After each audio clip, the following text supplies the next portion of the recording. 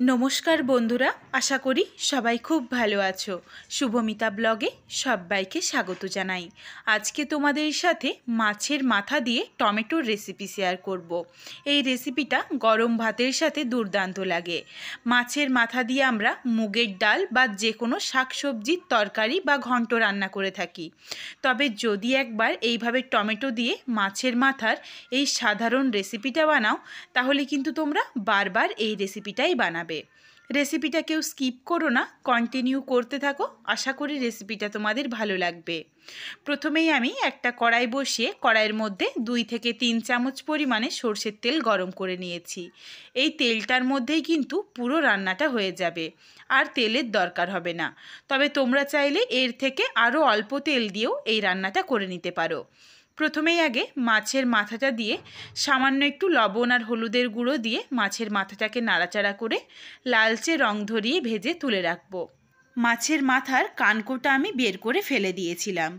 সুন্দর দেখো একটা লালচে রং ধরে গেছে। এরপর এটা তুলে রেখে দিলাম। বাকি যেটুকু তেল রয়েছে তেলের মধ্যে ফোড়নে দিচ্ছি অল্প একটু 5 ফোড়ন। 5 ফোড়ন থেকে সুন্দর একটা স্মেল এসেছে। এরপর দিয়ে দিলাম মাঝারি সাইজের 2টো পেঁয়াজ কুচি। পেঁয়াজ কুচিটা দিয়ে নাড়াচাড়া করে হালকা করে ভেজে নেব। পেঁয়াজটা ভাজা হয়ে গেছে, আর বেশি ভাজবো না। এর সাথে দিয়ে দিচ্ছি ফাটিয়ে নেওয়া কাঁচা লঙ্কা। এখানে তোমরা যেমন ঝাল খেতে পছন্দ করো সেই অনুযায়ী কাঁচা লঙ্কাটা দিয়ে দিও। এর সাথে দিয়ে দিচ্ছি 4টে মাঝারি সাইজের টমেটো কুচি। টমেটোগুলো কিন্তু খুব ছোট করে কাটলে হবে না। একটা টমেটোকে আমি 6 ভাগে ভাগ করেছি।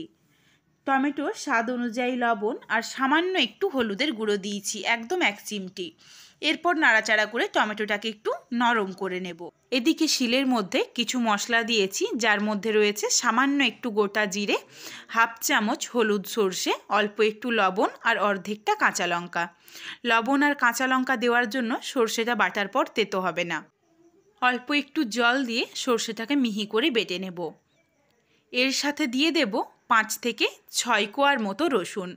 এখানে আমি এইটুকু মশলা করছি অর্ধেকটা মাছের মাথা আর 4টে মাঝারি সাইজের টমেটোর জন্য।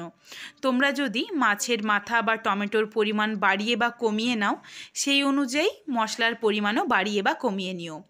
রসুনটা দেওয়ার পর ভালোভাবে দেখো একদম মিহি করে বেটে নিয়েছি মশলাটা। তোমরা চাইলে এখানে হলুদ সর্ষের পরিবর্তে কালো সর্ষে বা রাই সর্ষেটাও ব্যবহার করতে পারো। এদিকে দেখো টমেটোটা কিন্তু সুন্দরভাবে নরম হয়ে গেছে। এরপর টমেটোটাকে একটু আমি খুন্তিতে করে ভেঙে দিচ্ছি। তবে একদম গলিয়ে নেব না, ওই আধ ভাঙা মতো করে নেব। টমেটোটা আধ ভাঙা মতন করে নিয়েছি। এরপর এখানে দিয়ে দিচ্ছি বেটে রাখা মশলা। মশলাটা দেওয়ার পর নাড়াচাড়া করে আবারও একবার মিশিয়ে নিলাম। সর্ষে রয়েছে, বেশি কষাবো না মশলাটাকে, তাহলে তেতো হয়ে যাবে।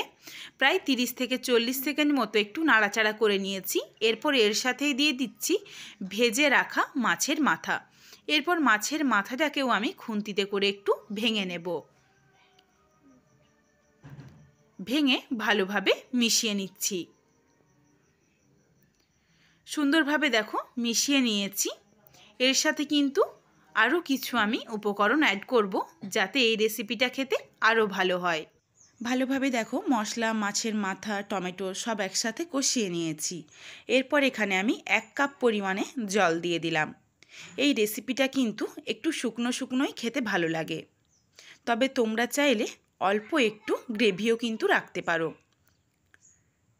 ভালোভাবে মিশিয়ে নিয়েছি। আর এই রেসিপিটার মধ্যে কিন্তু চিনি দেওয়া যাবে না, এই জন্য আমি একটুখানিও চিনির ব্যবহার করব না। এই রেসিপিটা একটু ঝাল ঝাল খেতে হবে, তো একটু ঝালের জন্য আমি আবারও হাফ চামচ পরিমাণে গুঁড়ো লঙ্কা দিয়ে দিচ্ছি।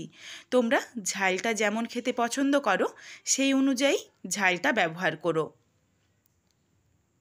রেসিপিটা দেখো প্রায় রেডি হয়ে গেছে। সুন্দরভাবে মশলাটাও সেদ্ধ হয়ে গেছে। এরপর এর সাথে দিয়ে দিচ্ছি 1 মুঠো ধনেপাতা কুচি। ধনেপাতাটা দেওয়ার জন্য খুবই সুন্দর একটা ফ্লেভার আসে। তবে যারা ধনেপাতাটা একদমই পছন্দ করো না, তারা কিন্তু এটা স্কিপ করেও এই রেসিপিটা বানাতে পারো, সেটাও দুর্দান্ত হবে। রান্নাটা দেখো রেডি হয়ে গেছে। এরপর ধনেপাতাটাকে একটু নাড়াচাড়া করে মিশিয়ে এটা নামিয়ে নেব। মাছের মাথা দিয়ে টমেটোর এই রেসিপিটা তোমাদের কেমন লাগলো বাড়িতে অবশ্যই একবার বানিয়ে আমায় কমেন্ট করে জানিও। আশা করছি রেসিপিটা তোমাদের ভালো লাগবে। রেসিপিটা যদি ভালো লাগে তাহলে লাইক করো, শেয়ার করে বন্ধুদের দেখার সুযোগ করে দিও। তোমরা যদি এই রকম নিত্য নতুন রেসিপি আরও পেতে চাও তাহলে অবশ্যই আমার চ্যানেলটিকে সাবস্ক্রাইব করে পাশে থাকা বেলটি অন করে অল নোটিফিকেশান অন করে দিও, যাতে আমার প্রত্যেকটা রেসিপির নোটিফিকেশান সবার প্রথমে তোমাদের কাছে পৌঁছে যায়। আবারও খুব শীঘ্রই হাজির হচ্ছি নতুন কোনো এক রেসিপি নিয়ে। পরবর্তী রেসিপি দেখার আমন্ত্রণ রইল। পুরো ভিডিওটা দেখার জন্য অনেক অনেক ধন্যবাদ। তাহলে আজকে আসি, সবাই ভালো থেকো।